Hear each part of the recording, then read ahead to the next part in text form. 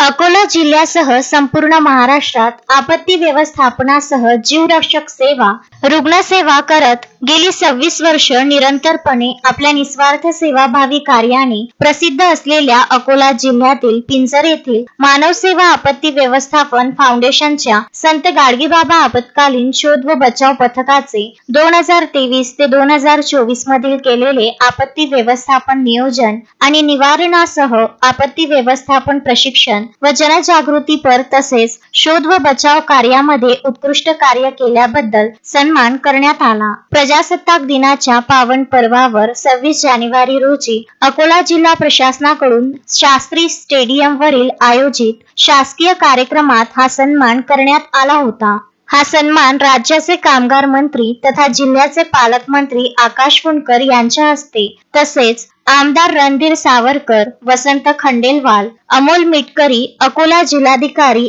अजित कुंभार, अकोला जिल्हा पोलीस अधीक्षक बच्चन सिंह, निवासी उपजिल्हाधिकारी विजय पाटील, जिल्हा परिषद मुख्य कार्यकारी अधिकारी मा बी वैष्णवी, उपविभागीय अधिकारी शरद जावडे, महाबीसचे योगेश कुंभेजकर, मनपा आयुक्त सुनील लहाने यांच्या प्रमुख उपस्थितीत करण्यात आला। यावेळी पथकाचे प्रमुख दीपक सदाफळे यांच्यासह रेस्क्यूवर अंकुश सदाफळे, मयूर सडेदार, मयूर कळसकार, शेखर केवट, धीरज राऊत, ऋषिकेश राखोंडे, विष्णू केवट, अश्विन केवट, अभिषेक जवके, शिवम वानखडे, ऋतिक सदाफळे यांना पालकमंत्री महोदयांनी सन्मानपत्र देऊन सन्मानित केले, अशी माहिती पथक प्रमुख दीपक सदाफळे यांनी दिली। अक्षय लोटे, विदर्भ न्यूज, कारंजा लाड।